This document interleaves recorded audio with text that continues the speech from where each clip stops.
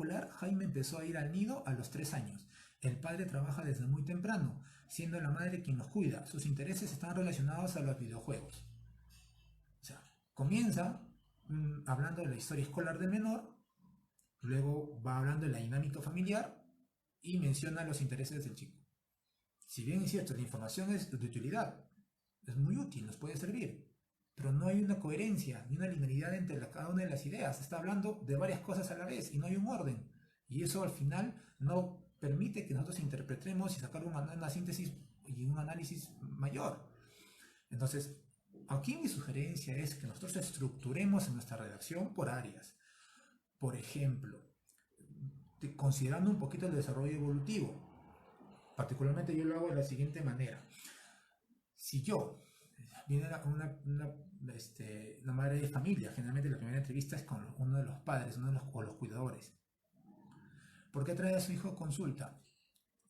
Bueno, en el colegio me dicen que no sigue instrucciones, tiene bajo rendimiento académico, me dicen que es muy distraído, etcétera, etcétera.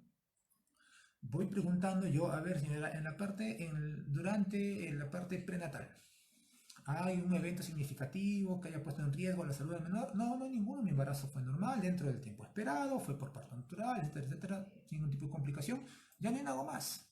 No voy a preguntar en qué clínica, si lo dio en una clínica privada o estatal, si dio en la mañana o en la noche, si dio luz en la mañana o en la noche, qué medicinas toma. O sea, no. Yo preguntaré simplemente si hay un simple. Si la madre me dice que no, pues perfecto, es suficiente. Lo mismo si es postnatal, después del parto, alguna complicación, no. Lo llevó a su control de niño sano, sí lo llevé. Encontraron algo, no, no encontramos nada. En fin, ahí termina mi estructura. Luego procedemos. ¿A qué hablamos? Desarrollo de procesos principales. Por ejemplo, el lenguaje.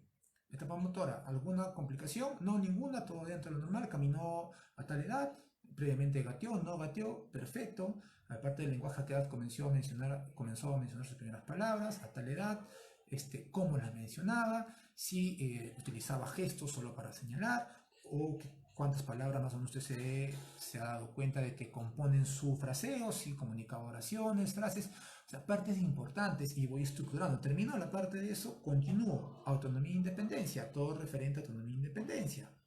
Luego paso a historia escolar. Todo voy redactando en base a lo concerniente a la historia escolar, que es desde la parte inicial, primaria y secundaria. En otros países es preescolar, ¿no? Primaria, y secundaria, o bachillerato, si es posteriormente el que viene. Voy consignando ello en la estructura. Una vez que termino todo lo que es historia escolar, y puedo consignar historia, si estoy hablando de jóvenes, historia universitaria, y de adultos, historia laboral, historia personal, voy ahí terminando también, ¿no? Vuelvo a repetir, siempre filtrando. Información me sirve, ¿no? Y responde al objetivo de la evaluación, responde al motivo de consulta. Por eso siempre es como, voy a hacer como que tengan como un grillo aquí en la orejita antes de hacer una evaluación. El plan de evaluación, ténganlo aquí. El plan de evaluación es aquel que va a estructurar todo el proceso. Lo tenemos que diseñar. Una medida que nosotros hagamos toda una evaluación, nuestro plan de evaluación previo, les aseguro que no va a haber dudas. Y nuestro informe se nos va a hacer mucho más fácil la redacción, ¿sí? Entonces, esos otros grandes o comunes errores que se suele cometer en redacción y contenido, ¿no? Los párrafos no mantienen coherencia ni linealidad entre las ideas. Pasamos a otro error común, que es que en la redacción se debe hacer de manera impersonal, es decir, se debe redactar en tercera persona y debe considerarse el tiempo. La redacción no debe aludir a un autor en específico. Yo no utilizar pronombres como que yo lo hice, ¿no? Y por lo tanto, y tiene que redactarse también en tiempo pasado. Por ejemplo, que les puedo decir, una redacción que se suele cometer, se evalúa a Jorge en el consultorio, le mencioné que no coja los juguetes y esté sentado. Al darle las instrucciones de cada una de las pruebas, mueve la cabeza, se levanta y coge los juguetes. Estoy hablando o redactando en tiempo presente un suceso pasado. Entonces, no hay coherencia en cuanto al tiempo. Por lo tanto, todo informe psicológico se redacta en tiempo pasado y en tercera persona. ¿sí? Se tiene que redactar en tercera persona. Eso es un error que si bien no se comete con mucha frecuencia, pero aún mantenemos, ¿sí? Hay algunos errores que nos suele todavía ahí, nos olvidamos en la redacción y lo que es y tenemos que siempre ahí estar pendiente que nuestra redacción mantenga estas características. Otro error común en estructura y contenido, perdón, en redacción y contenido, es que hay párrafos redundantes y generales, ¿no? El contenido de cada párrafo debe clarificar en lugar de generar confusión. Lo que yo estoy consignando me tiene que hacer mucho más fácil la comprensión, no complicarme la comprensión. Ya sea si yo soy psicólogo y mucho más aún si hay personas, en este caso los papás, que no lo son. ¿Por qué? Porque el empleo excesivo de tecnicismos y la ausencia de la explicación posterior y sobre todo si no hay contexto en nuestra redacción, lo único que vamos a generar es mayor confusión. A veces nosotros queremos dar gala de nuestras capacidades y conocimientos y está bien, pero el abuso de tecnicismos puede llevar a cabo que generemos mayor confusión y sobre todo si es que no hay un contexto pertinente y la explicación posterior. Por lo tanto, tenemos que consignar también, tener mucho cuidado con solamente consignar los niveles que alcanza el evaluado en las tareas. O sea, por ejemplo, si es que dicen, tiene un inadecuado control de emociones, ya está. ¿Y qué significa? O sea, ¿qué significa que una persona tenga un inadecuado control de emociones? ¿Qué significa que, por ejemplo, si estoy hablando de personalidad, mi evaluado salga bajo en cuanto al factor de apertura al cambio? ¿No? ¿Qué significa? ¿Sale alto, sale bajo? Perfecto, ya sé que sale bajo, pero ¿qué significa? Yo tengo que tratar y explicarlo, ¿no? Entonces, ¿cuál sería un ejemplo claro? Esto, ¿no? La evaluada posee un locus de control inadecuado para su edad. Eso implica que sus estrategias de afrontamiento dependen de factores externos a ella. Ustedes me dirán, oye, pero eso está muy bien. Yo entiendo lo que me estás diciendo. Claro, porque tanto ustedes quienes están conectados como yo somos psicólogos. Yo sé que es locus de control y sabemos que esas son estrategias de afrontamiento. Pero si los padres de familia van a decir, o si yo el evaluado, ¿qué es un locus de control? No sé, oye, ¿qué es un locus de control? No sé, no me han explicado. Entonces, eso tenemos que consignar ahí. La verdad, pues un locus de control, el cual implica que, redactamos allí, lo cual lleva a que esos estrategias de afrontamiento sean, y vamos explicando, o sea, un poco traducido el lenguaje psicológico, por llamarlo de alguna manera, al lenguaje común, universal. Entonces, uno de los errores comunes es que verdaderamente utilizamos muchos tecnicismos, tener mucho cuidado con eso. Y también tampoco irnos al extremo de utilizar, bueno, que el lenguaje tiene que ser universal. Mucho cuidado que también el lenguaje coloquial. Recuerden nuevamente las tres características del informe: científico, tiene que ser un vehículo de comunicación y tiene que ser útil, tiene que responder un objetivo. Entonces no nos olvidemos de ello, ¿sí? Otro ejemplo es que el menor obtuvo un rendimiento que lo ubica en un nivel promedio en el índice de comprensión verbal, lo cual significa que está dentro de lo normal. O sea, estoy redundando, me dicen que está dentro del promedio para el índice de comprensión verbal. Obviamente es notorio que estoy evaluando con una escala de inteligencia, ¿no? Lo cual significa que está dentro de lo normal. Ya, yo sé que está promedio y dentro de lo normal. ¿Qué significa que está dentro de lo normal y qué significa que su rendimiento sea promedio en el índice de comprensión verbal? No sé. Entonces son muy generales. Expliquemos más eso. O sea, yo sé que puede ser por el tiempo, yo puede ser que muchas veces la cantidad de carga laboral, pero tenemos que tener esto en consideración. O sea, el informe psicológico no es un simple documento. Entonces, eso tenemos que tener bastante cuidado, bastante en consideración. Esto es en cuanto a los errores comunes en redacción y contenido. Ahora vayamos a explicar un poco los errores comunes en cuanto a la estructura de un informe psicológico. Aquellas personas de repente que nos están siguiendo y que se están conectando, voy a decirles y no se preocupen, voy a repetir, esta transmisión está preparada o se pensaba hacer una videoconferencia, es compartir en vivo las diapositivas, pero por realmente temas de software, el internet está muy lento y no terminaban de cargar, preferí hacer la transmisión y al finalizar esa transmisión, todos dejen sus correos, no se preocupen para compartirles el material que he elaborado para que cada uno tenga en su correo todo lo que hemos conversado el día de hoy. Así que no se preocupen, Así que vamos a tener el material guía que he elaborado el día de hoy con las fuentes sobre las cuales se ha elaborado. Entonces, seguimos ahora. Los errores comunes en cuanto a estructura. El primero de ellos es que la omisión del nombre de las técnicas e instrumentos utilizados. ¿Sí? Ahora usted dirá, pero Fernando, ¿qué importa si yo me olvido poner la técnica o el nombre del test que estoy utilizando? A ver, algunos tests, por no decir varios, sobre todo aquellos que van relacionados a evaluar habilidades cognitivas, tienen criterios de reevaluación, o sea, criterios de test-retest. Por lo tanto, algunos de ellos, para que puedan ser utilizados, tienen que pasar cierta cantidad de tiempo.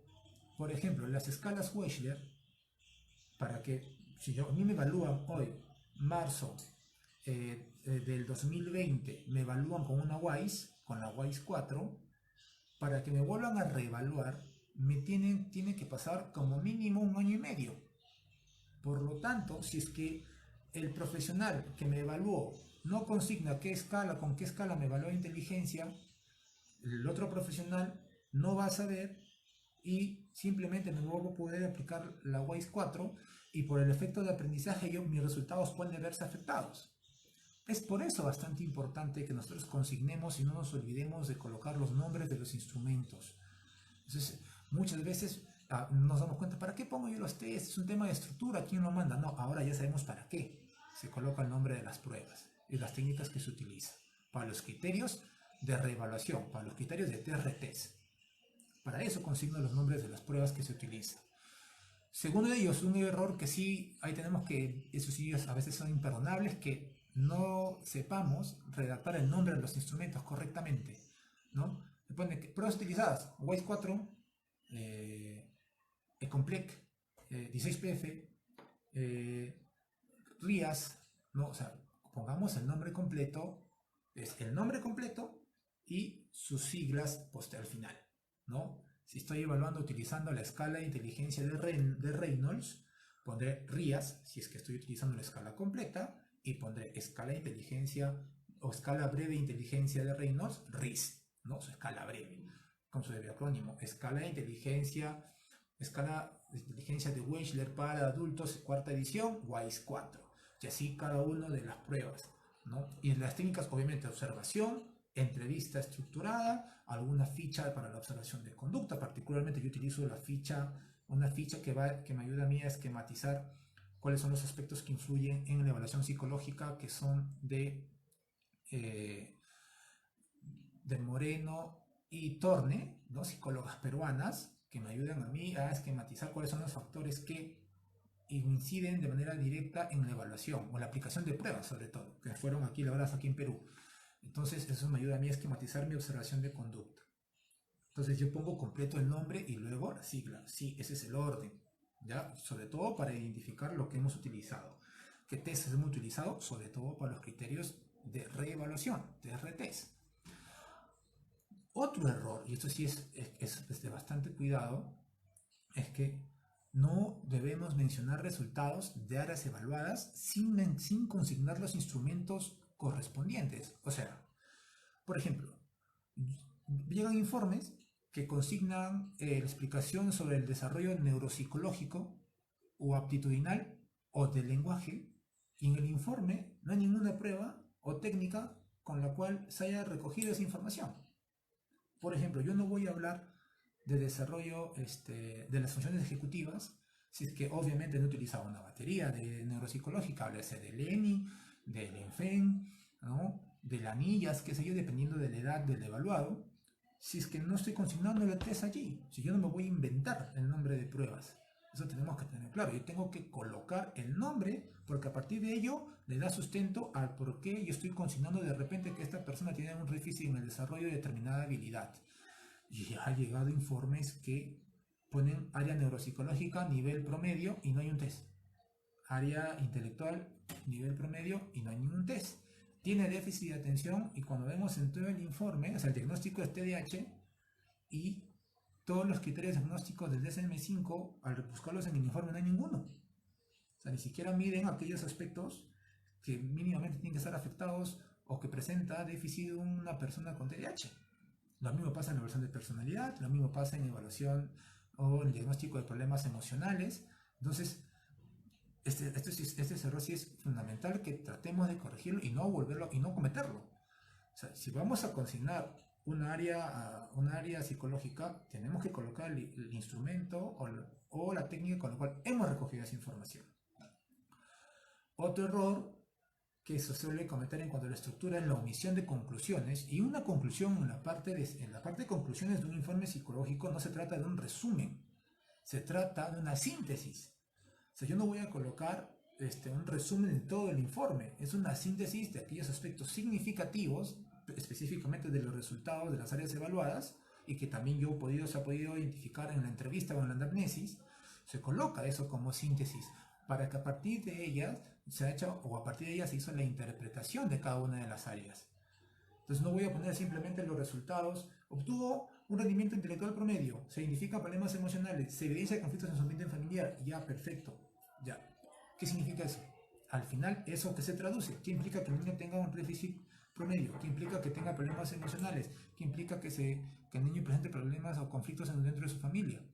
O sea, si yo no contesto eso, al final, o sea, tengo que concluir en algo. O sea, mi informe tiene que concluir y tiene que responder en la parte de conclusión a mi objetivo de evaluación. O sea, si viene un niño con problemas de conducta, ¿por qué? Mi conclusión es los problemas de conducta que presenta el menor se deben a tal, y voy consignando.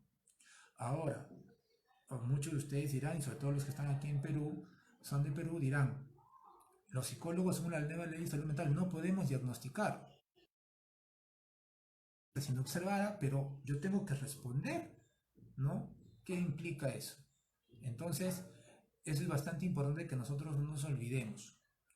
Ahora, otro error es que colocamos o se coloca excesivas recomendaciones.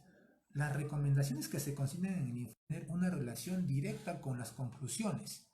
¿Ya? ¿A qué me refiero con una relación directa? Debe estar en función a la cantidad y a la coherencia. Si yo estoy consignando 4 o 5 conclusiones, ya sea porque hemos encontrado fortalezas, debilidades o aspectos a mejorar, etc., mis recomendaciones tienen que estar en función a dichas conclusiones. Si yo no encuentro dificultades en nivel familiar, mi recomendación no va a ser pues, que las familias vayan a terapia familiar. Podré colocar que vayan a consejería familiar, o que cuando tengan un problema o dificultad o conflicto, pues que se dirijan a una orientación profesional. Yo no voy a mandar a terapia de atención a un niño que no presenta déficit de atención. Si es que verdaderamente en mi informe no he consignado nada de ello. O sea, muchas veces, y eso no le voy a dejar mentir, por ejemplo, viene un niño, entonces, que viene con problemas de conducta y va a terapia emocional. Entonces, cuando se vienen los informes de evaluación, el niño se le ha evaluado áreas que no responden a la terapia que está llevando. Entonces, el informe es una isla respecto a la terapia que está llevando. Entonces, al final, pues, obviamente, dentro de las recomendaciones, le pregunta a la mamá, ¿por qué su hijo lleva terapia emocional? Bueno, en las recomendaciones la psicóloga ha puesto que tiene que llevar terapia emocional.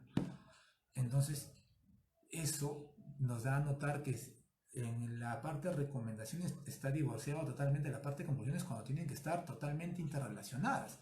A partir de las conclusiones se plantean las recomendaciones. He revisado informes que tienen 5 hojas de recomendaciones y media hoja de conclusiones. 2 conclusiones y 3 hojas de recomendaciones. Entonces, si en las conclusiones solamente encuentran 2 problemitas, de manera general, y me dan 3, 4, 5 hojas de recomendaciones, entonces yo digo, wow, ¿de dónde salen tantas recomendaciones para 2 problemas? No creo que le haya dado un libro de terapia completo allí. Entonces son otros errores que se logran cometer y que se siguen cometiendo. Lamentablemente, dentro aquí en nuestro contexto nacional, aquí en Perú, hay carencia y la gran diferencia entre los informes que redactan las instituciones del Estado con las instituciones privadas. Hay una gran diferencia, y no solo en cuanto a cantidad. O sea, en cuanto aquí me dan dos hojas en una institución del Estado, y en una institución privada me da 5, y eso es una diferencia. O sea, desde ahí la primera diferencia es simple, sin importancia, porque el hecho de que un informe sea en cuanto a cantidad no quiere decir que sea mejor, pero si nosotros lo analizamos a profundidad, ya nos vamos a ir dando cuenta que sí hay una gran diferencia desde la estructuración, en cuanto a la redacción, en cuanto a los instrumentos utilizados, en cuanto a actualización, pertinencia, propiedades psicométricas, etc. Entonces, bien, esos son los errores más comunes que he querido compartir con ustedes. Así a grosso modo, de manera rápida, hemos conversado un poco haciendo una retroalimentación sobre el informe psicológico. Hemos hablado de lo que es el informe psicológico, diferencias entre reportes e informe, tipos de informe, características de un informe psicológico. Esto sí, para mí es importante. Tiene que ser científico, tiene que ser un vehículo de comunicación y tiene que tener un objetivo, responder a un objetivo. La estructura del informe, estilos de informes erróneos y errores comunes, ¿sí? Que es lo que esta última parte ha sido la más extensa, en la cual hemos conversado más, porque es lo que se quiere tratar de ir corrigiendo. Vuelvo a repetir, la evaluación es universal. El proceso de evaluación psicológica es universal y se hace de la misma manera en todos los contextos. ¿Sí? En Sudamérica, en Centroamérica, en Europa, en cualquier otro lado donde se ejerce la psicología, el proceso de evaluación es general, es universal. Por lo tanto, tenemos que no olvidarnos del matiz. Es científico, no, sobre todo ello, es científico. Y se basa en nuestra estructura o organización anterior, que se da en el plan de evaluación instrumental. Eso no nos olvidemos nunca, ¿sí? Entonces, usted me dirá, ¿quién propuso el plan de evaluación instrumental? Lo propuso Víctor Acosta, un psicólogo dedicado a la investigación del desarrollo del lenguaje. Él propuso el plan de evaluación instrumental y bueno, ya con el pasar del tiempo se ha ido evolucionando. Muchos psicólogos lo han ido perfeccionando y adaptando a sus necesidades. Pero es importantísimo no olvidarnos que el proceso de evaluación tiene que ser sistemático y organizado. Y eso, ¿por qué tiene que tener esos dos? Porque es científico, ¿sí? Entonces, no nos olvidemos ello. Yo soy Fernando Vilches. Espero que toda la información le haya servido de utilidad a las 70 personas que ahorita están conectadas y a los que están comentando. Esta ha sido una de las primeras transmisiones en vivo. Gracias por su atención. Yo les quiero invitar a que sigan dándole like a nuestras publicaciones, denle seguir a nuestra página, compartan el contenido de nuestra página porque ahora acabamos nosotros de terminar el primer curso de evaluación psicológica escolar, en el cual nosotros hemos, de modalidad virtual, hemos terminado, mañana terminamos el curso de modalidad virtual que ha tenido una buena acogida, aprovechando que todos estamos ahora pues en aislamiento social en cada uno de varios países de acá de Sudamérica. Entonces, hemos terminado y vamos a aperturar un curso virtual sobre redacción de informes, redacción del informe psicológico en el ámbito educativo y clínico, fundamentalmente. Entonces, pautas para una redacción eficaz. Ese va a ser el siguiente curso virtual que vamos a desarrollar con una asesoría virtual, obviamente. Ya vamos a publicar la ficha y la información pertinente. Espero que les haya sido de gran utilidad. Realmente estoy muy feliz por esta transmisión.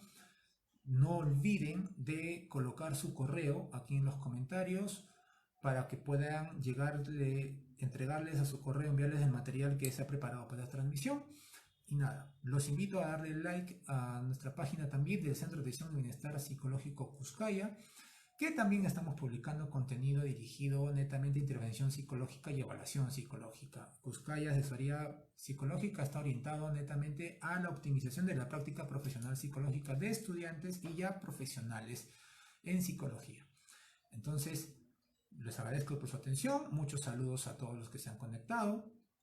Asimismo, quiero darle un gran mensaje a todos los colegas y personas aquí, a las familias peruanas, que sigamos permaneciendo en casa, que lo necesitamos para que este virus no se siga expandiendo y podamos nuevamente recuperar la estabilidad en todos los ámbitos: social, emocional y también económica, y así y así darle también la tranquilidad a nuestras familias, que nosotros seamos el primer vehículo de tranquilidad para nuestros seres queridos. Así que gracias por su atención.